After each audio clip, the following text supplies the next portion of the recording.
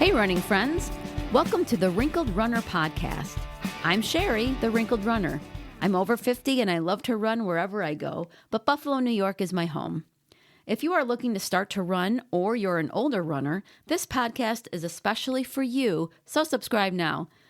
I love to help people get running and keep running. Hello and welcome back to the Wrinkled Runner podcast.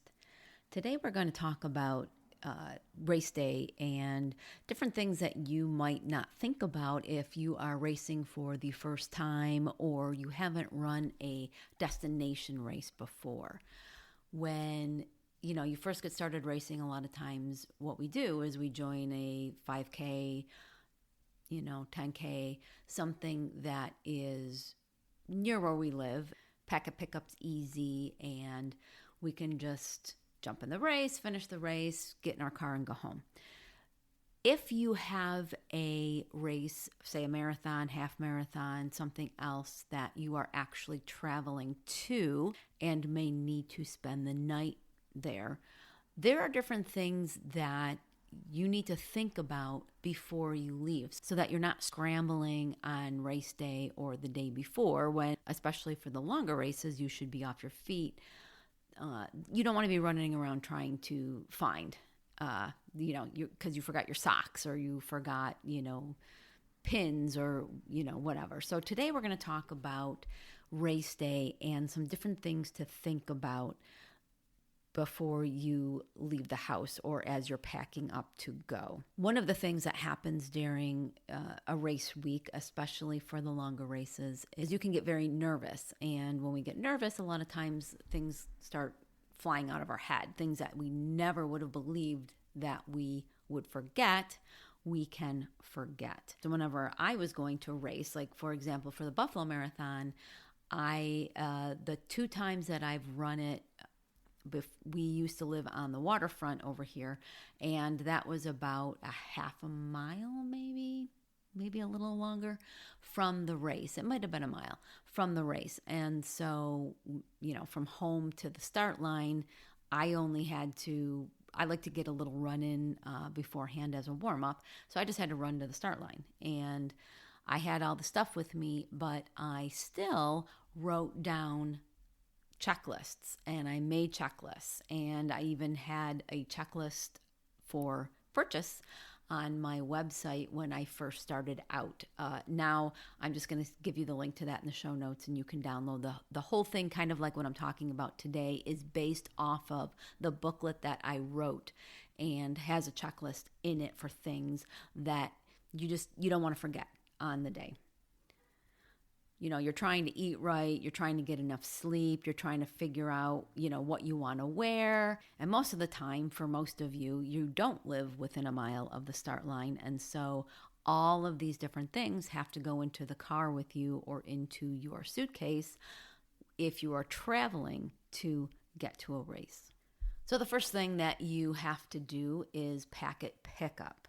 And usually you're going to be picking up your race packet the day before or early in the morning on the day of the race. I think I've only done that once, picked up my packet on the actual day of the race. And it's for me, because of my personality, that's just way too stressful to have to worry about getting to the venue and also pick up my packet.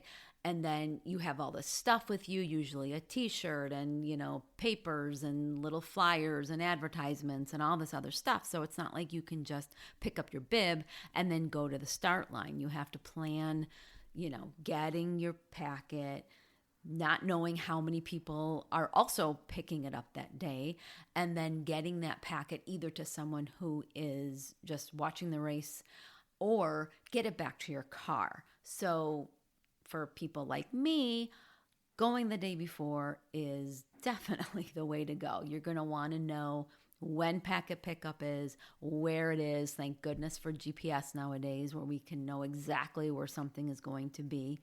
And just know when you're reading those emails. Sometimes we read emails for different things. And the closer we get to something, you get bombarded with all these emails. For a race, make sure you are reading every word, because there is valuable information in there that you might miss if you don't read the emails. Some races I've been to, your pickup is based on your bib number. Other races is just based on your last name. So make sure you know what you need to pick up that packet. I remember there was a race and it was by bib number, and for some reason, wherever packet pickup was, my phone didn't work well. I just wasn't getting a good signal. And so trying to pull up that email to figure out what my bib number is was just a nightmare. And you start to feel panicky and like, oh my goodness, I'm not going to be able to race this race that I just paid $100 for, and blah, blah, blah. Also, what I suggest is take pictures of any emails, especially like the day before, the day of, when you're going to pack a pickup, just so that you have all that information. If by chance your phone doesn't get a good signal wherever you are, you still have access to your bib number and all the other information that you may need. So some races, they're going to want to see some form of ID before they give you your bib. So make sure you have your license with you, or, whatever. I don't recommend walking around anywhere with your passport, but some form of ID is usually required before you pick up your bib. Also, make sure that you have some kind of way to prove that you've signed up for this race, either, a picture of the confirmation or a confirmation number or something, just so that if you get to pack a pickup and they have no idea who you are, that you have proof that you paid for and should be in this race, which is another reason why going the day before, so that things can be worked out if something goes haywire, is a good idea. So depending on the weather where you're going to be racing, you may have different outfits in mind for what you're going to be racing in. Now, the general advice, which a lot of us already know, is don't try anything new on race day, even a new pair of socks. So when you're walking around the expo the day before, don't be buying all this stuff and planning oh, I'm going to wear this new shirt tomorrow, because you don't know where that's going to chafe you, over the length of the race. So always know and have in your mind what you're going to wear. And especially if you're traveling, have some different things packed, because I don't know about you, but the weather just never seems to be exactly what anybody ever says it's going to be. And especially if you're going somewhere a few days beforehand, you will not know from Wednesday to Saturday or Sunday what the weather is actually going to do. So, have a pair of shorts, have some pants, have a, light jacket that you can throw on. Different options, especially if you're traveling, that you're going to be able to wear, and that you have practiced in, that you've run some of these runs in wearing this stuff. Now, if you are in some of the bigger races and say it's going to be cold in the morning before you start and you have a long wait, like for the Chicago Marathon, we were taken out to the corrals way before our wave was going to be starting, and it was cold. I think it was 40 degrees when we started, and it was going to get upper 50s, I think, something like that, or maybe the lower 60s. But I don't like to be cold at all, ever. And so for me to stand there and be cold for a long time just wasn't going to cut it. So for a big race like that, or a well-known race, a lot of times what they will do is they will gather up any clothing that is left behind and donate it. If you just want to throw a sweater on, or even garbage bags, people have done that, whatever, at the start of a race, just know that if you throw it off of you, you're not going to get it back. So just, plan ahead for that whatever you're going to throw to the ground or, toss somewhere along the course, that is going to be gathered up and donated, which is a great thing. Just make sure it's something that you are willing to part with. So the night before your race, provided you did take my advice and go to Pack a Pickup the day before, pin your bib to your shirt or wherever they tell you. Usually it's a shirt, they want it front and center. The night before, make sure you have the pins. Bring safety pins with you. I've had instances where the race either didn't provide pins or they were supposed to provide pins and it didn't happen to be in my bag when I got the bib out. So just make sure that you have some safety pins with you and pin everything to your shirt the night before. Lay out everything. Now, what I did, especially if it's a super early morning race, is I just wear, except for my shirt, like I'll wear my sports bra and whatever I'm wearing on the bottom, not socks because that gets way too hot, but I'll wear that to bed, and then I just have to put my shirt and socks on in the morning. You know, if your race isn't that early in the morning, you don't have to worry too much about it, but just make sure you lay everything out. You lay out underwear if you're not wearing something that has built-in underwear, your sports bra if you are like me and that's what you need, socks, your bottoms and your top, and your jacket, your hat, anything else that you're going to be wearing that day. Make sure that your laces are okay. Make sure that your inserts are inserted if you have them.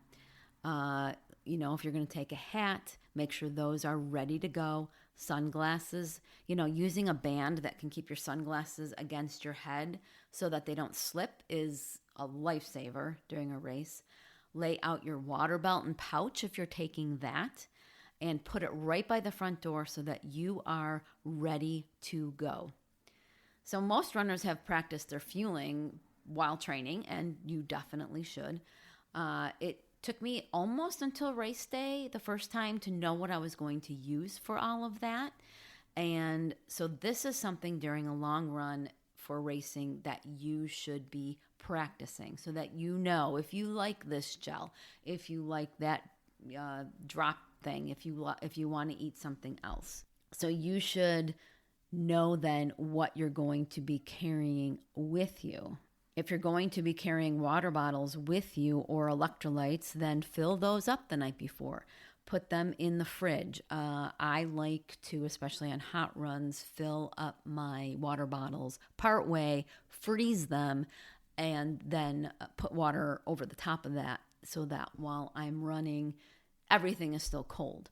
Getting to the end of the race, sometimes it's like tea, but I really like something cold when I'm running, so I do freeze part of the water before the night before. Also remember when you're racing that whatever fuel you're taking, whatever carbs, that gets into your system much better if you take it with water. So even if you're planning to not carry water bottles with you and you're going to be grabbing the water on the course, make sure you know where those are going to be so that you can plan your fueling accordingly so that you can get some water in you while you're eating.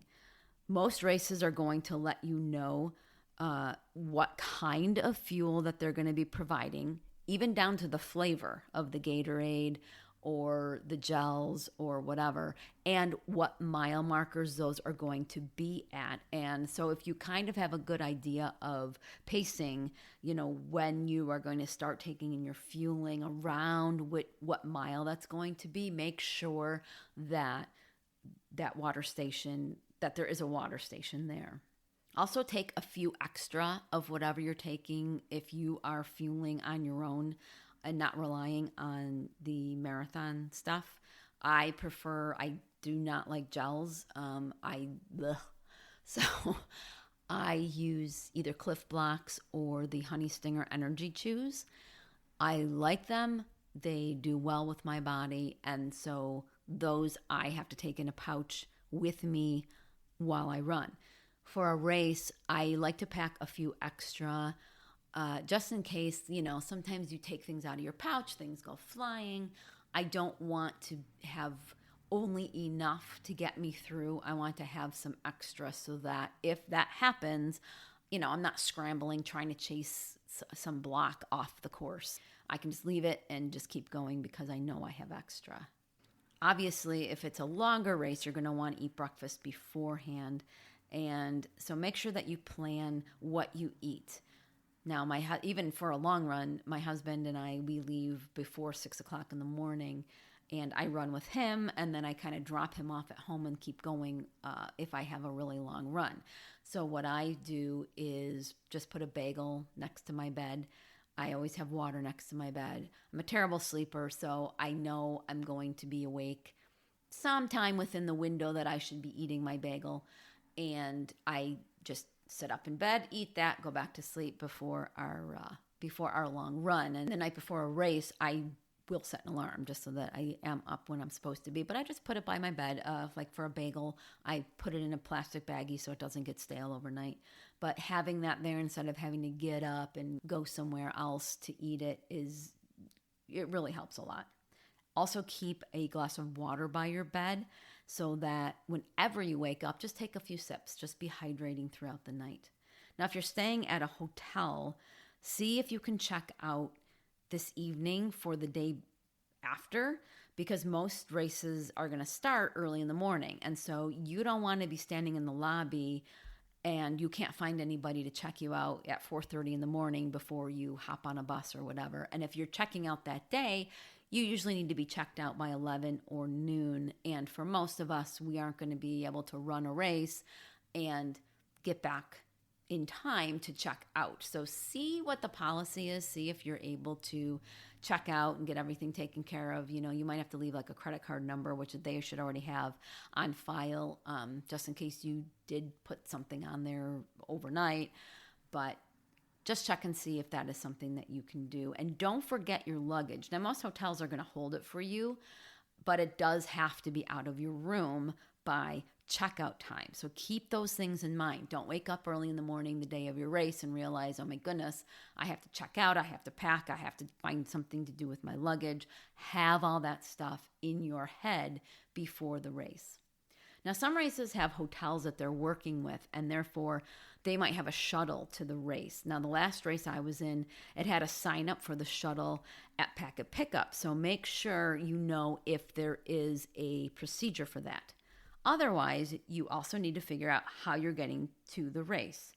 If it's by taxi or if it's by Uber, make sure you put in a reservation the night before. Now, Uber is going to let you do that, but they give you a window of time. Now, they've always been like ridiculously early whenever I've used them for anything, like stupid early. So, make sure that you put in a window. I mean, you want to be early, of course, but you also don't want them to drive away if you don't go out in time because they get mad and they're not going to take you. So have something in place, know how you're going to get to the race, and make sure that you plan for that.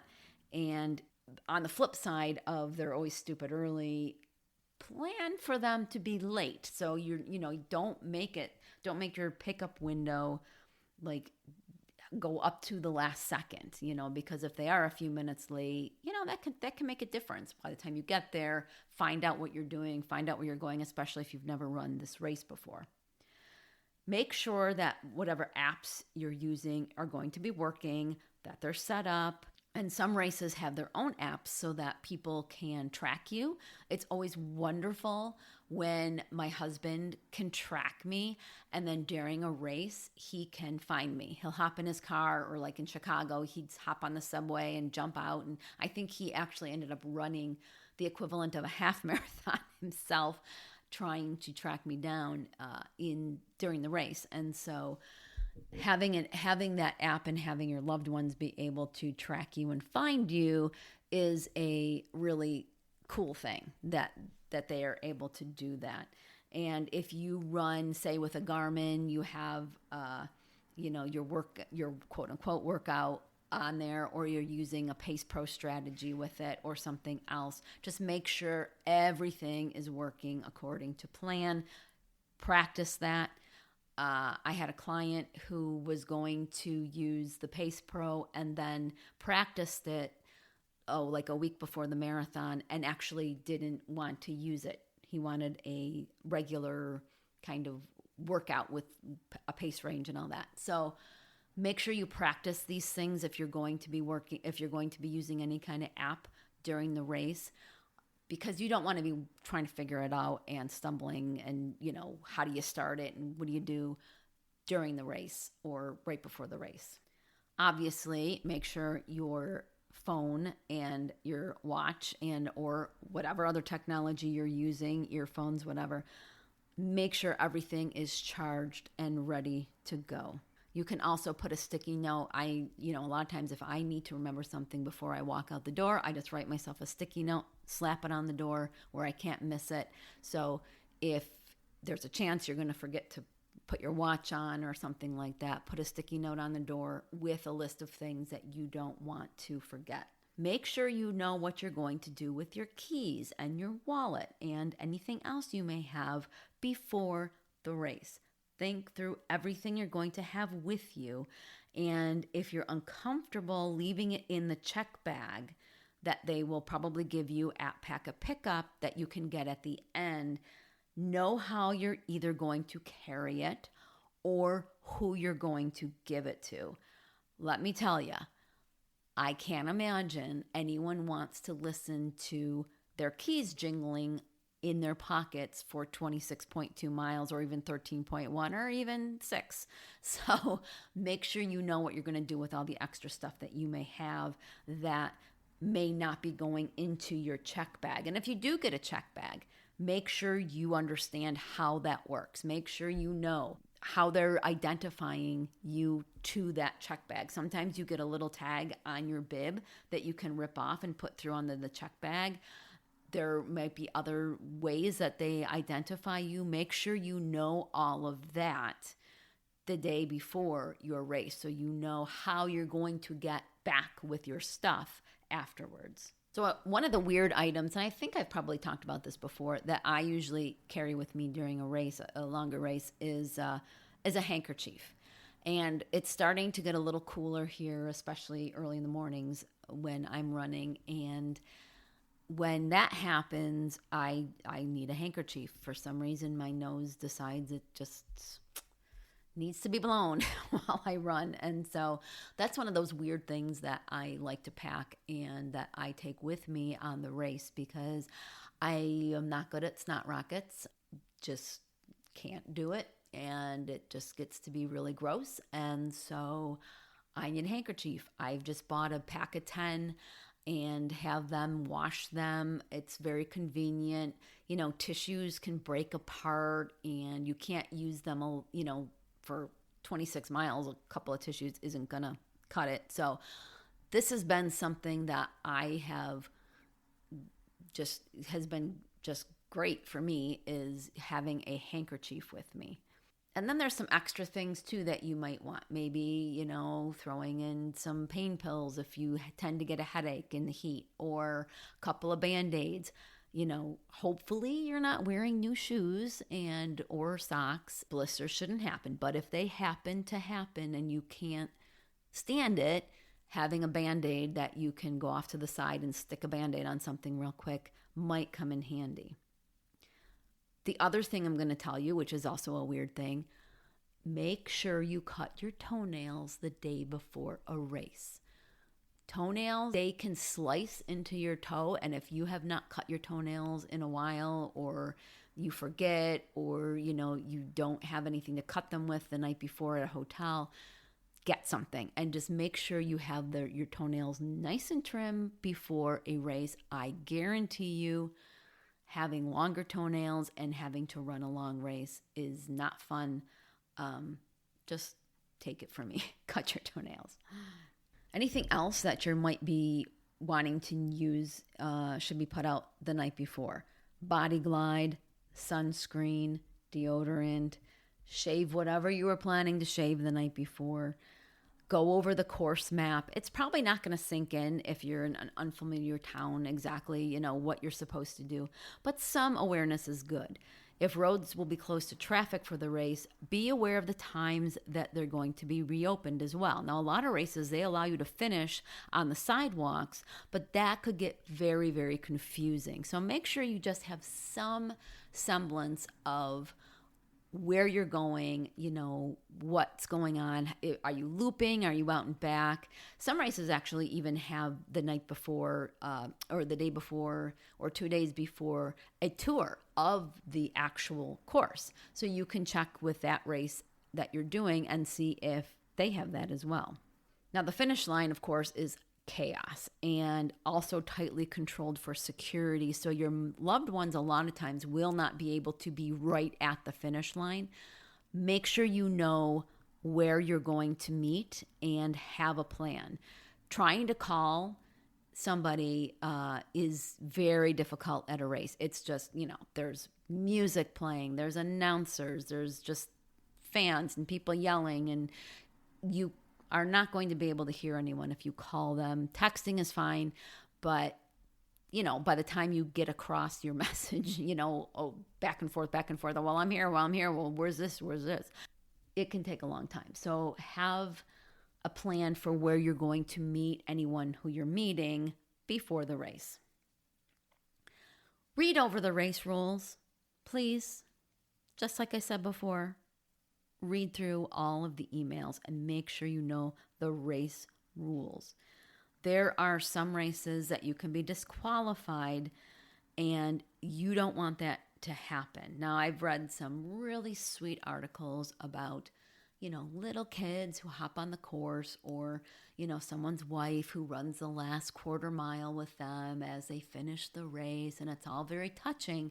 But in some races, especially if they're going to be sticklers, you can be disqualified. You do not want to get to the end of a race after all of that training and find out that you are disqualified because someone jumped in or there's another rule that you did not follow. So make sure you know what these rules are so that your race counts. The other thing I suggest you do the night before is set 3 alarms for the morning. The first is for when you want to get up. The second is for when you have to get up or you're not going to make it. And hopefully that one's not necessary. But if you've ever, set an alarm and been asleep and turned it off, you know that second alarm might really come in handy. And then the third alarm is set for 10 minutes before you need to leave for the race. That way you can get the last minute stuff done, but still have in your head that we are approaching the time when we need to leave for that race. Don't rely on a wake-up call from the hotel. Probably you'll get it, but also probably you won't. It's always a crapshoot when asking a hotel to give you a wake-up call, whether you actually get it or not. So make sure that you just set your alarm. We all have smartphones. There's no reason why you need to have the front desk call you and rely on somebody else when you can set those alarms for yourself. So the first thing you need to do when you wake up for the race is to hydrate. Start drinking water as soon as you rise.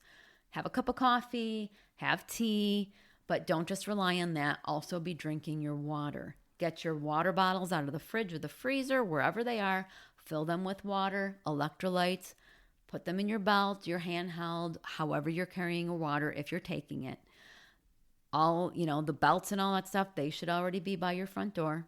Make sure you know when you are going to be eating your pre-run snack. If you don't have a super early morning race and you have time to eat breakfast beforehand, make sure you do that. Make sure before you get dressed, you put on your sunscreen, your body glide, check any bandages, make sure that they're secure.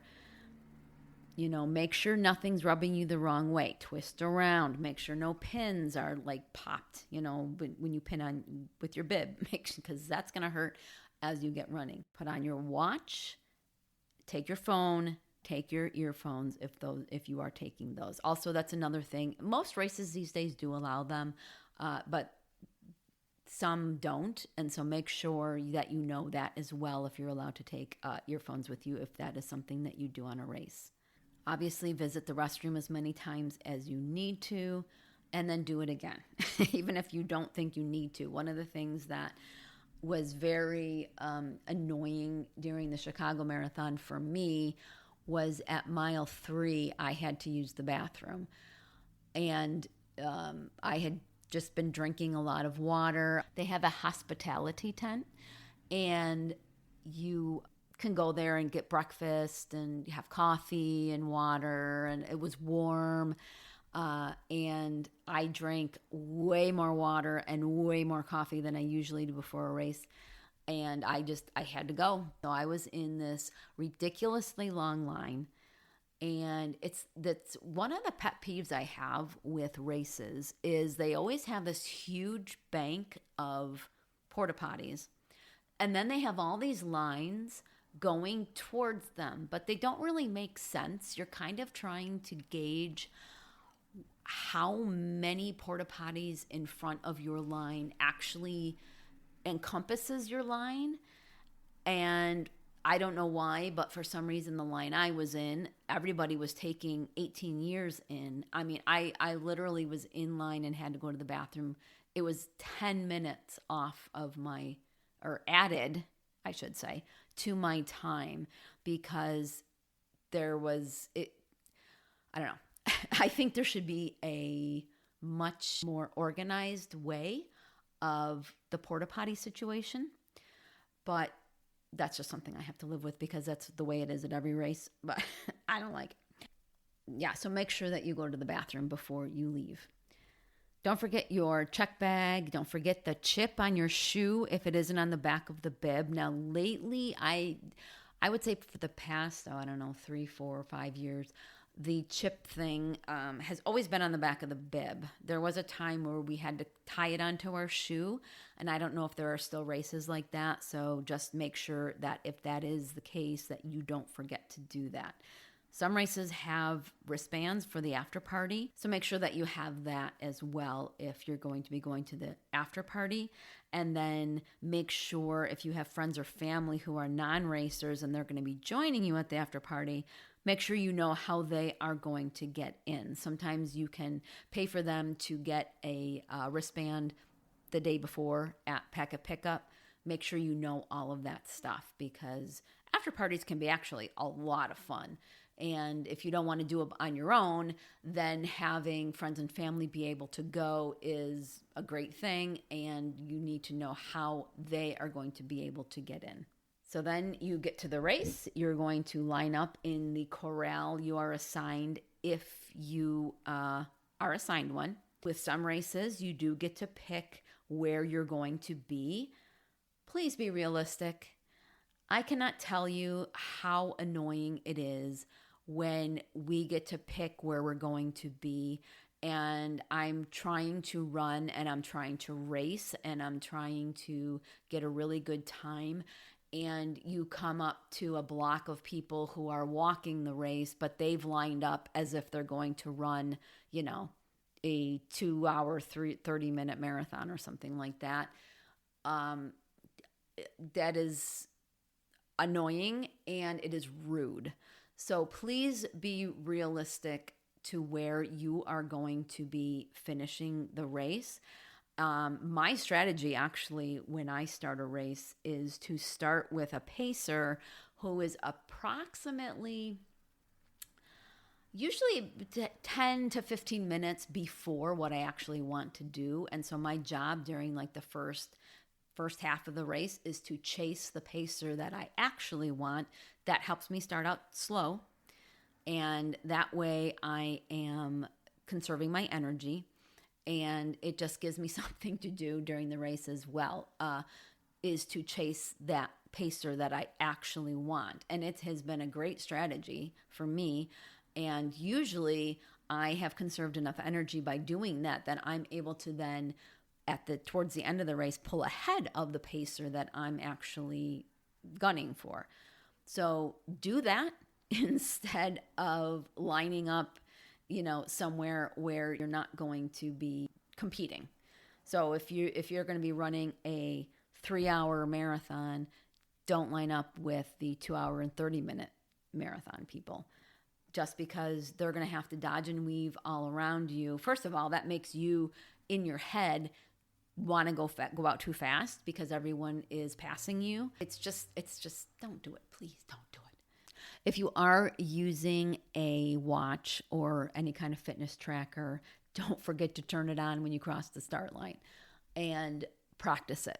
I cannot tell you how many races I have gotten to the start line and for some reason it flies out of my head how to actually start the watch going. I think because I usually run by having workouts. I build my own workouts, and so it's a different kind of thing than just a manual run for me.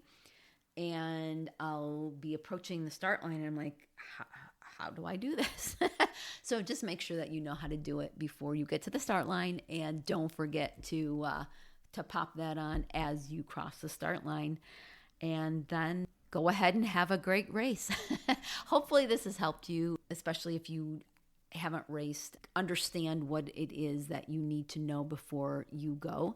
And in the show notes, I'll link you to that checklist and booklet that has all the questions and all the things that I went over today, so that you can go over it by yourself and just have a resource in case you do ever go to a destination race or even a race around your house, all the things that you may need to know.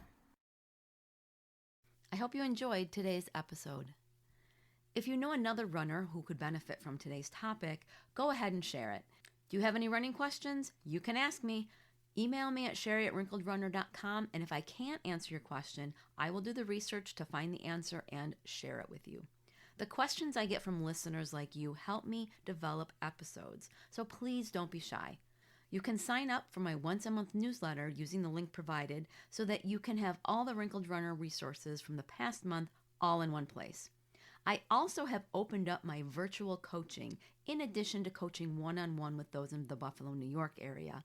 So head to my coaching page on the Wrinkled Runner website, which I will, of course, link to, and check out how we may be able to work together. Until next Monday, thanks for listening, and I'll see you on the run.